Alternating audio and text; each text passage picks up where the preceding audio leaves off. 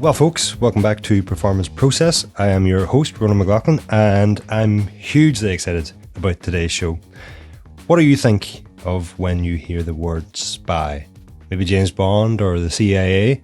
But increasingly, say the word spy to us cyclists, and we might think of the @CyclingSpy Instagram account. This pseudo-anonymous account has become a fascinating source of spotted tech, product leaks, and aero observations. One day it's a new frame, the next it's a new armor texture that he spotted in a screenshot of some race. Always sharp, often first, occasionally blunt, but never identified. If there's an aero gain to be found or a questionable gain to debunk, they've probably already posted about it on the Instagram account. People speculate a lot as to who it might be. Some say it's me. It's not, but then I would say that if I wanted to remain anonymous. Others are convinced it's Dan Bigham. There's even a theory that it's multiple people.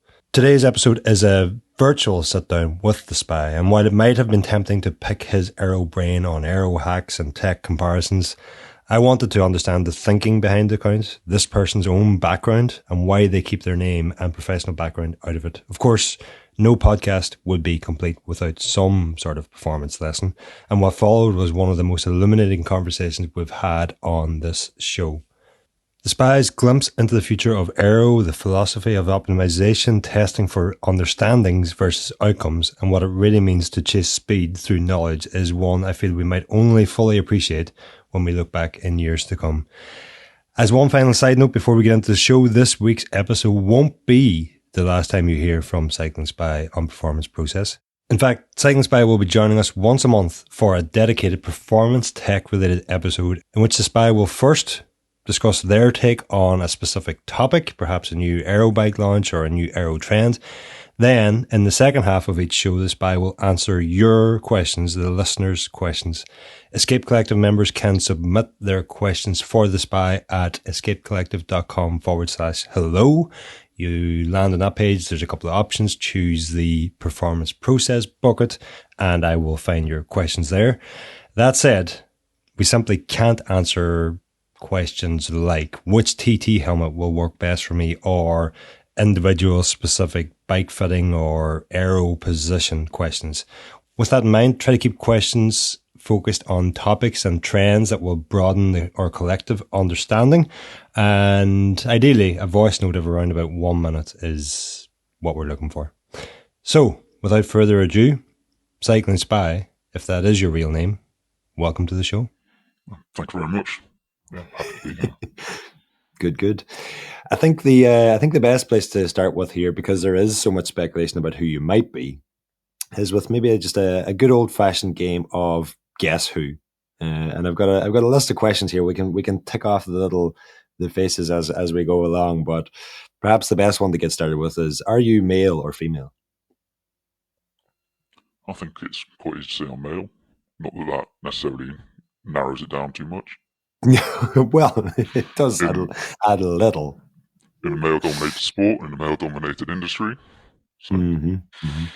It's. If I'm honest, that question is more so that when I accidentally say he, that listeners know that I am correct in using that pronoun.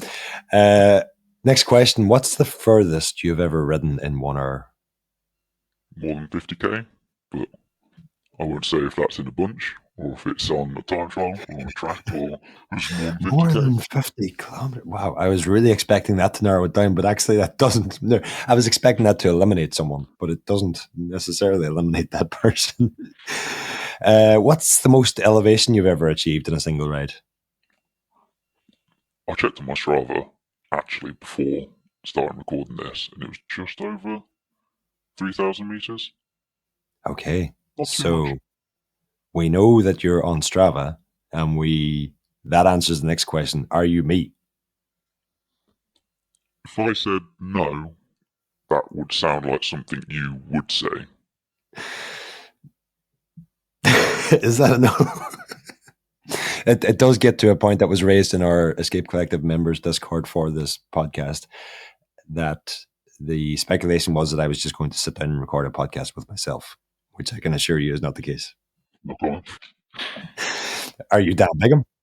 I think Dan is probably he's got enough jobs as is without spending his whole day on Instagram, zooming in on photos, trying to look at, is that a bit of image blur or is that a new geometry of a bike that is just Tadej Pogacar's leg is hiding just a little bit? I think he's busy enough. We're not really getting any answers here, but I guess the next question might be: Are you actually multiple people? No, I'm just one person. I think it's good to keep it as just one person, so it has a bit more of a personal feel. That's something that I definitely wanted to do from the outset when I started the account, just to keep it as one person, so it's a little bit more intimate with people. Well, intimate's maybe the wrong word, but so it's a little bit more personal. Yeah, it definitely does have that to it. I guess that gets us to a question about people. Like, do you judge people by their bar width? I judge people by if they buy aero bars and then put bar tape all the way to the centre. Is how I judge people. Okay, we're getting a bit of insight here now. But that's things I've shouted about on Instagram quite a lot. Bar width, I mean, yeah, narrow is better generally, and you see all the pros moving towards that, following probably amateurs first, really. But pros I will judge. Pros you will judge. Okay, fair enough. Perhaps a couple of questions just to get into some of your own expertise in this, and I'm curious. Does watching your espresso pour in the morning make you think of Reynolds numbers?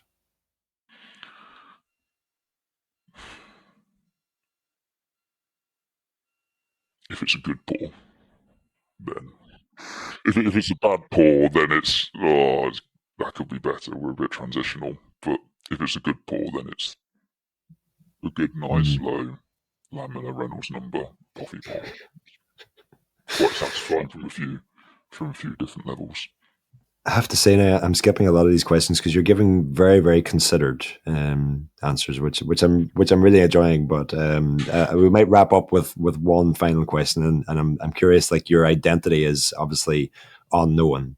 You presumably take some steps to protect that. Is it protected by the Official Secrets Act, or do you just use like a VPN? Yeah, it's protected by Instagram's privacy settings. There's not too much in the way. Some people have successfully guessed it. I think you are probably the quickest one to guess it. Which would be quite easy if CyclingSpy is you. You just guess it yourself. But if it's not, then I was quite impressed as how quickly you got it. So, yeah, people are free to guess. There's nothing in the way, really. Well, I'm very keen not to take the credit for what is a fantastic account. So I will once again reiterate that I am not the cycling spy, which of course is something I might say if I was the spy. All right, mystery solved or not, as the case may be. Either way, no matter who you really are, what we have to say is that the account is legit. Some of the insight that you share on there is very, very valuable and very insightful, and certainly the community, the cycling community, and especially our Escape Collective members have sent lots of hugs and kisses in appreciation of the quote, yes, in appreciation of the account. Truth is, you clearly do know your stuff, and that's what makes the account so interesting. Can you tell us, how do you know what you know, and what your background is in this space? So I have a degree in aerospace engineering. I have worked in Formula One with Formula One teams. I've worked in cycling a lot, developed methods of visualizing aerodynamics in wind tunnels and in CFD. I've developed lots of products with lots of brands, and my products have achieved lots of world records and Tour de France stage wins, and yeah, generally found good development. And you're also bound by quite a few NDAs, I understand. yeah, if NDAs are proportional to trustworthiness in engineering and aerodynamics, then hopefully I should rank quite highly. You mentioned a lot of things there. Do you have a specific area of expertise that you can share with us? Making people go fast. not giving too much away. Okay. Well, we definitely have a lot to get into here, but we're also balancing this. You have the account anonymous for a reason. We're trying to not give too much away, but paint a picture for the listener as to why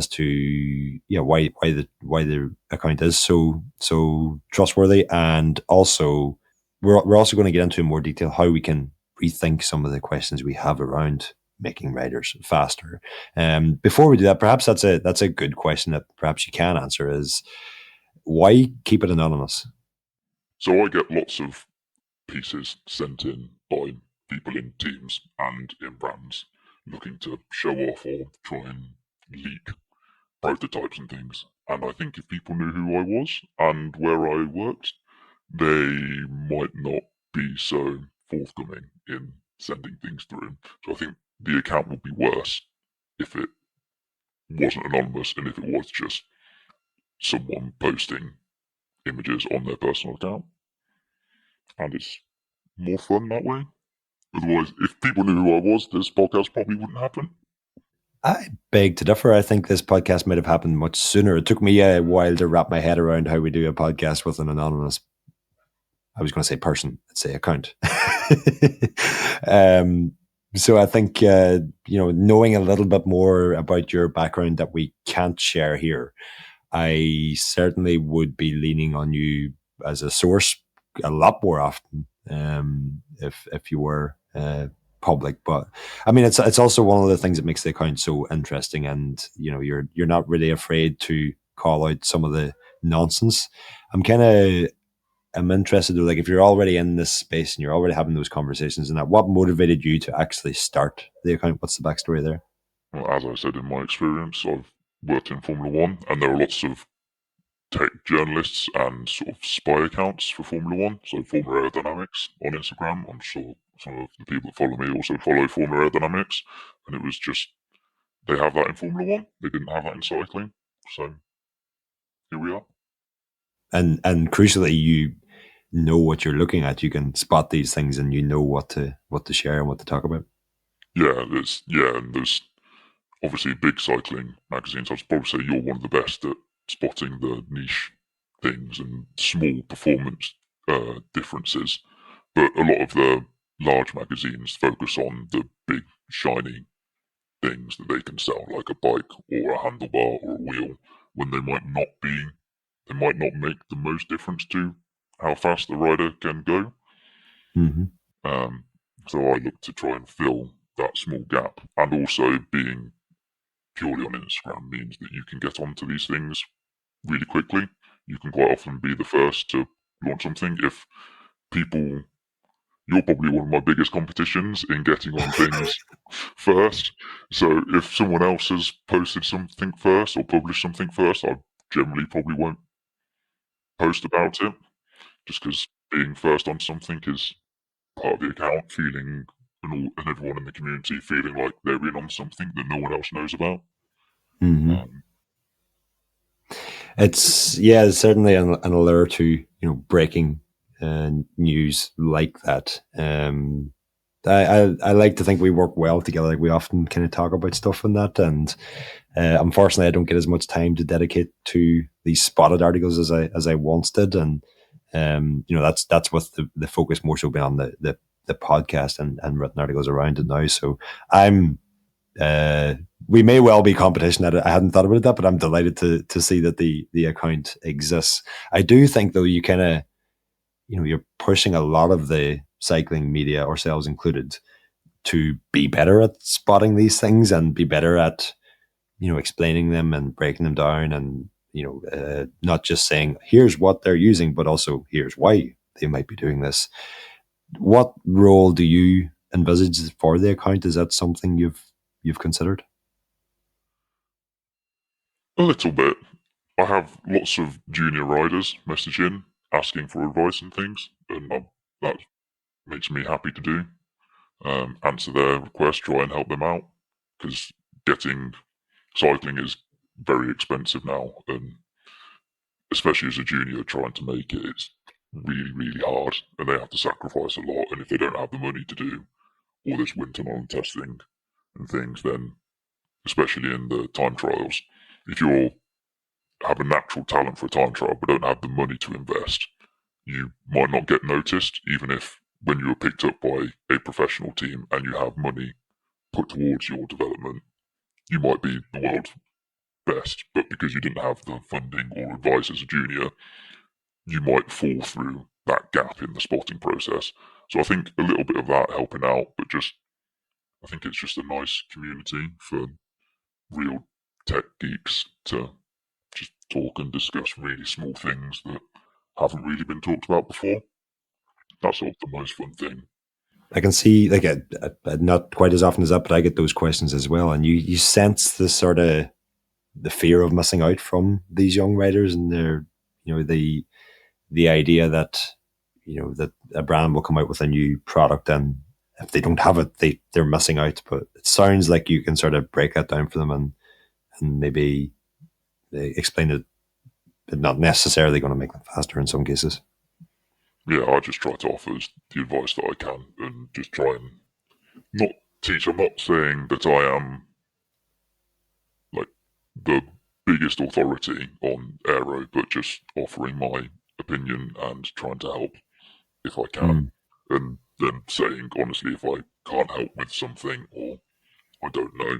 I mean, the problem with aerodynamics, as you well know, is it's so personal, especially with the textures and textiles.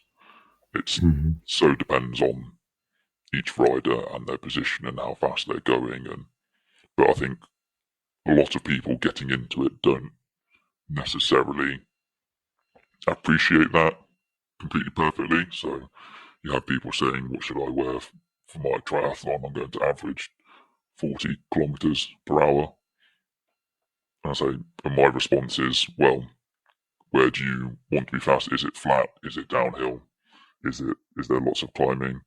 Because you shouldn't wear something aero for 20 kilometers an hour if the descent is going to be 60 for a long amount of time. You should put your efforts into certain scenarios. So just little bits of helpful advice like that I try to do.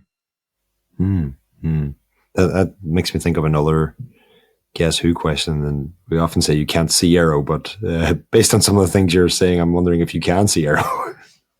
I'm not Adrian Newey.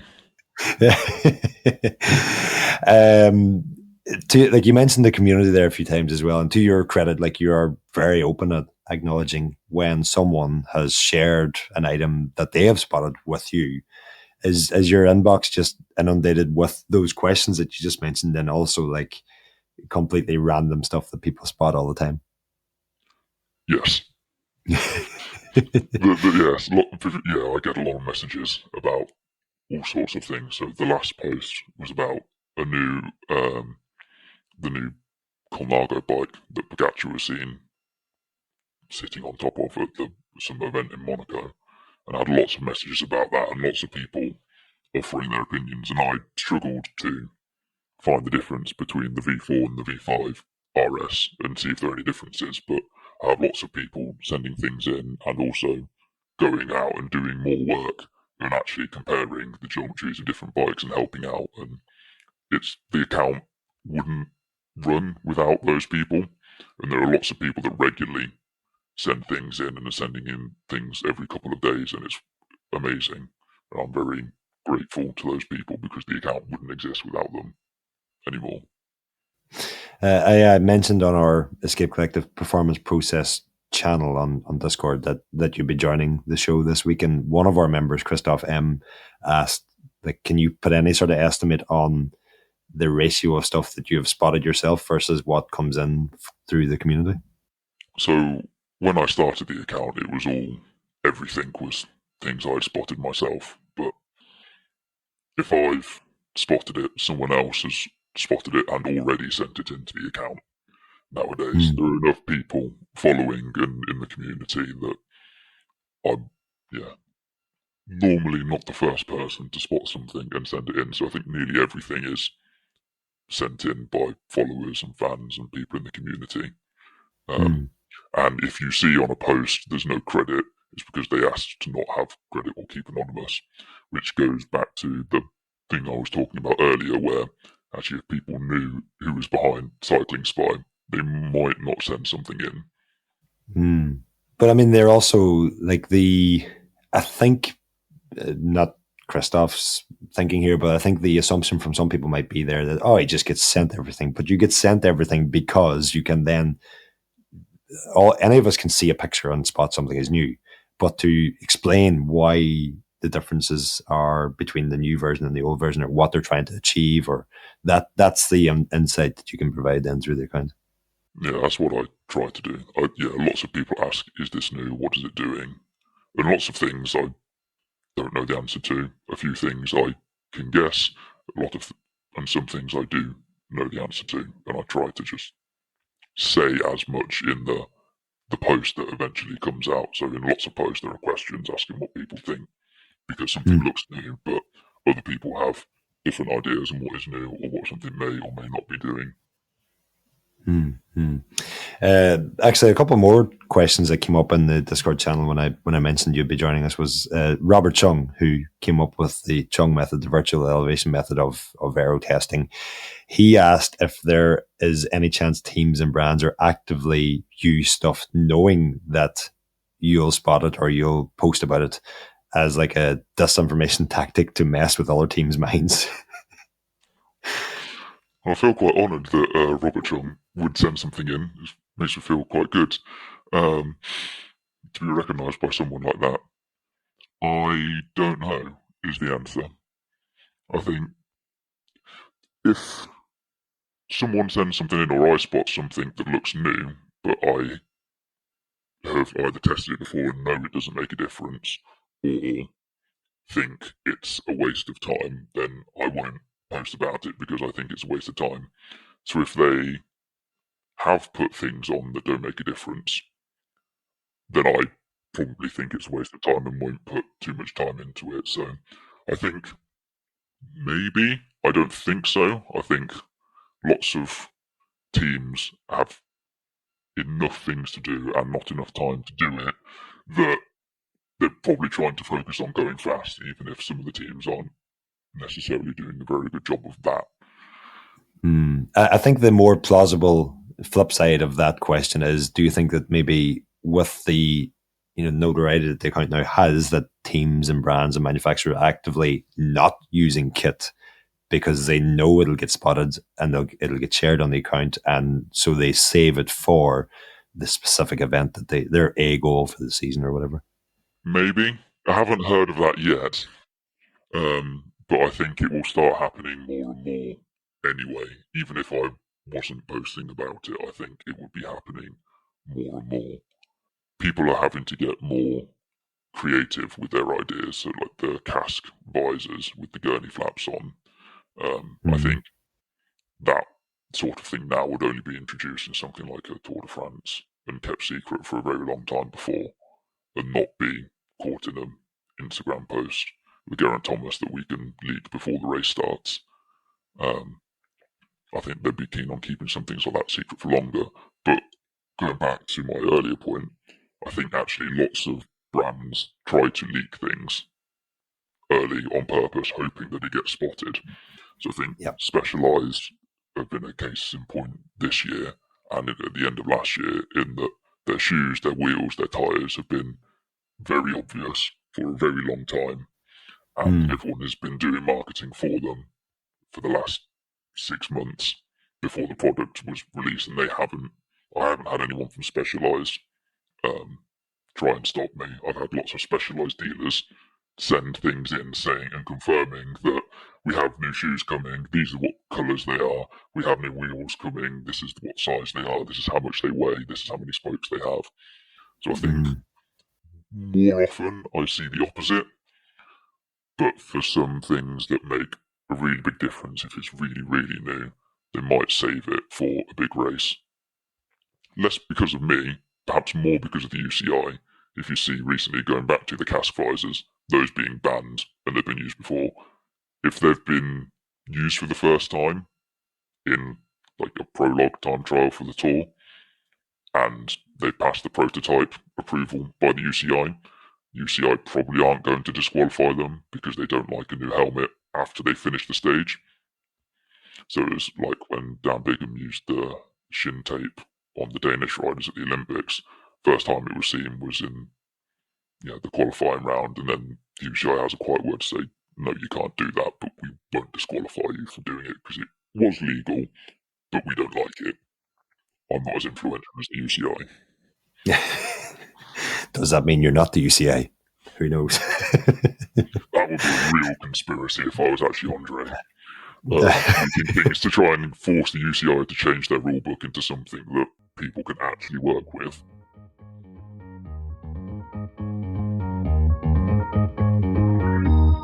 Final question on that sort of topic. Do you ever get, like you mentioned, you never heard anything from Specialized directly, but do you get feedback or even like nasty messages from industry insiders when you have spotted and commented on something?